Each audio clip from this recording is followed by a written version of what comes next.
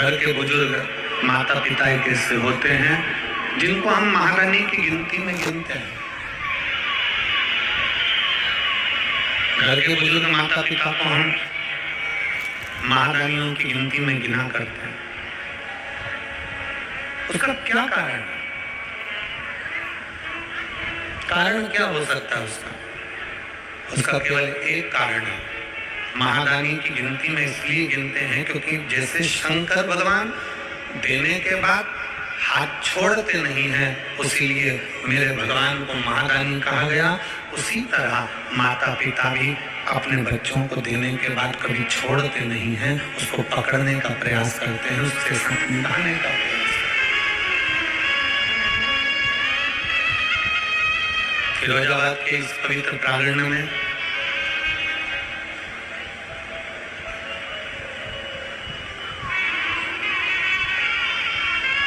आस्था channel के माध्यम से, फेसबुक यूट्यूब के माध्यम से जितने भी शिव भक्त कथा श्रवण कर रहे हैं, आपने कथा विदुर जी महाराज की धर्मपत्नी की सुनी होगी।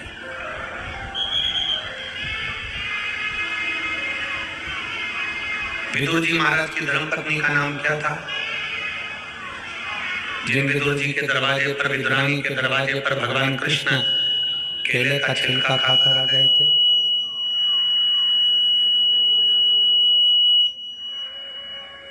विदुर विदुरानी के दरवाजे पर जाकर, विदुर विदुरानी की चौखट पर जाकर, विदुर विदुरानी के द्वार पर जाकर भगवान केले का छिलका खाकर आ गए। विदुर जी की पत्नी का नाम था सुलभा। क्या नाम था? जम के बोलो जरा। सुलभा।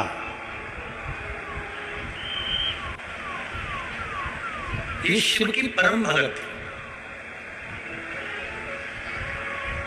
विदुर जी की जो धर्म पत्नी थी सुलभा, ये भगवान शंकर की बाल्यावस्था से बड़ी भगत थी। सुलभा के माता पिता सुलभा को पार्थिव लिंग का निर्माण करना सिखाते थे और ये अपने घर के बच्चों का संस्कार है। हम फिर निवेदन करेंगे, बच्चों को कार दिलाओगे तो वो बेच कर खा जाएंगे और बच्चों को संस्कार दिलाओगे तो वो कारों का लाइन लगा देंगे। आप बेटों को, बच्चों को गाड़ी दिलाओ ना दिलाओ, आप बेटों की जिद पूरी करने के लिए उनको बंगला गाड़ी कुछ दो ना दो, पर इतना याद रखना कि अपने बच्चों को संस्कार जरूर है। जिस माता पिता के बच्चे संस्कारित होते हैं, जिस माता पिता के बच्चों में संस्कार होता है, वो माता पिता कभी जिंदगी में रोते नहीं हैं और वृद्धाश्रम की सीढ़ी पर चढ़ते नहीं हैं, उनकी जिंदगी सार्थक हो जाती है। हम मोबाइल के चक्कर में, बच्चों को प्रेम करने के चक्कर में, स्नेह करने के चक्कर में बच्चों को मोबाइल दे दो, मांगा ये दे दो, मांगा वो दे दो, मांगा ये दे दो, मांगा वो दे दो। हम बच्चों की केवल पूर्ति करते जाते हैं, उनकी जिद को पूरा करते करते जाते हैं। हम बच्चों की जिद पूरी कर रहे हैं, पर यह अंदाजा हम लगा कर नहीं बैठे कि हम हमारी जिंदगी को लात मारते चले जा रहे हैं।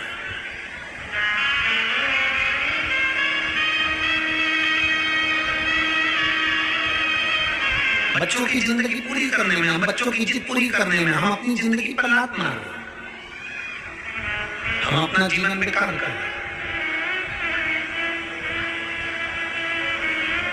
शंकर भगवान क्या गणेश जी महाराज को प्रथम गिनती में नहीं गिन सकते थे?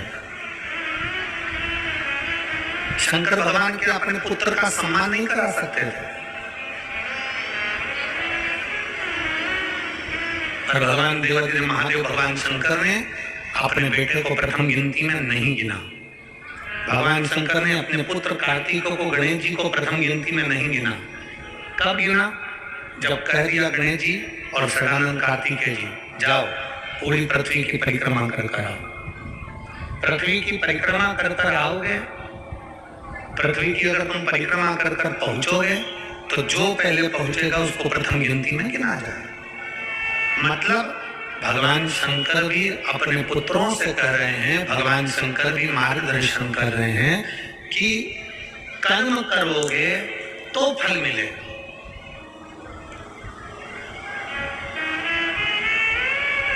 आज का व्यक्ति क्या करता है कि मैं सिंहासन पर बैठा हूं तो मेरा बेटा सिंहासन पर बैठे,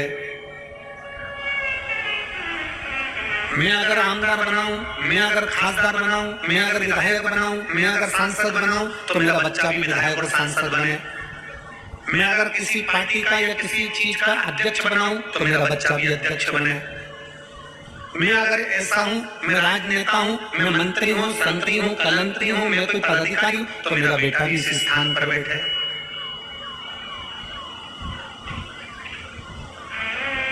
पर शिव महापुराण की कथा कहती है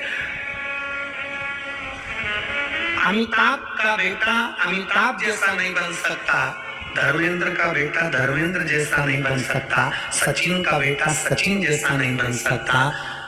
सबकी अपनी अपनी क्वालिटी है।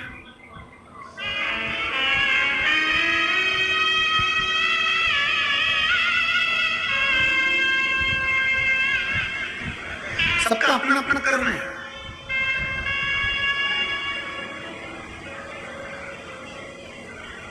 अपने भीतर की जो एक ज्योति है, अपने भीतर की जो एक ऊर्जा है, उसको स्वयं को जगाना।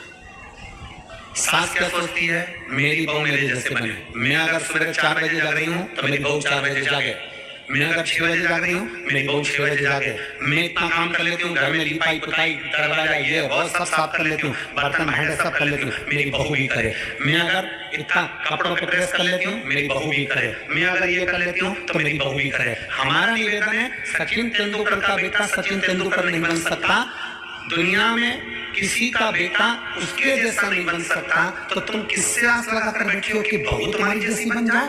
निवेदन है जो बहू आज के समय में आ रही है, जितना कर रही है, भगवान को धन्यवाद देना कि बहुत अच्छी भेजी है जो अच्छा कर रही है। बहुत अच्छी बहू है जो इतना कर रही है। आने वाले समय की जो तुम्हारे छोटे छोटे पोता पोती है ना, इनकी जो जगत जननी आएगी ना, जगदम्बा, तब मालूम पड़ेगा। 1 मिनट तुम उसके साथ बैठ लो, ये बहुत बड़ी बात है। इसलिए आज के समय की जितनी बहुएं हैं, मेरा सासुओं से निवेदन है, जैसी बहू है भगवान भोलेनाथ को धन्यवाद देते रहना कि तूने बहुत अच्छी दी है, कम से कम हमारे घर में हमारे साथ रहे तो रही। कोई किसी के जैसा नहीं होता। सास सोचे मेरे जैसी फुर्ती मेरी बहू होना चाहिए, मैं फुर्ती फुर्ती काम कर लेती हूँ, मेरी बहू फुर्ती फुर्ती काम करना चाहिए, मैं इतने लोगों का भोजन 50 लोगों का भोजन चुटकी में बना कर देती हूँ, तो तुम सास हो, वो बहू है। सास और बहू में अंतर है कि नहीं है? अपने जैसा मत सोचो कि बहू मेरे बराबर काम करे। सुबह 4 बजे मैं जगी हूँ, बहू मेरे से पहले जगना चाहिए। मैं अपने सास को चाय पिला देती थी सुबह 5 बजे, तो मेरी बहू ने मुझे चाय पिलाया सुबह 5 बजे। अगर बहू उठकर अपने बच्चों को सुबह से संभाल रही है, समझ लेना कि भगवान की बड़ी कृपा है, ठाकुर जी की बड़ी कृपा है। हमारे जैसा कोई नहीं बन सकता। और मेरी जीजियों, मेरी सास जितनी माताएं बैठी हैं, मैं तुमसे निवेदन करता हूँ, तुम ओल्ड इज गोल्ड, तुम ओल्ड इज गोल्ड। जब तुम इतनी पावरफुल हो, तुम ओल्ड हो, तो सिल्वर कैसे गोल्ड हो सकता है?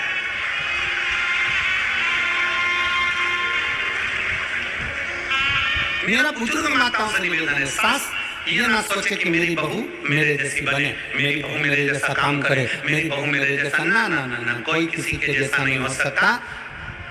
समय की अवस्था में जो परमात्मा ने जन्म दिया है, एक कलेक्टर अपने बेटे को भी कलेक्टर बनाना चाहता है, पर जैसा पिता कलेक्टर है, बेटा कलेक्टर बन तो जाएगा पर बाप की होड़ नहीं कर पाएगा।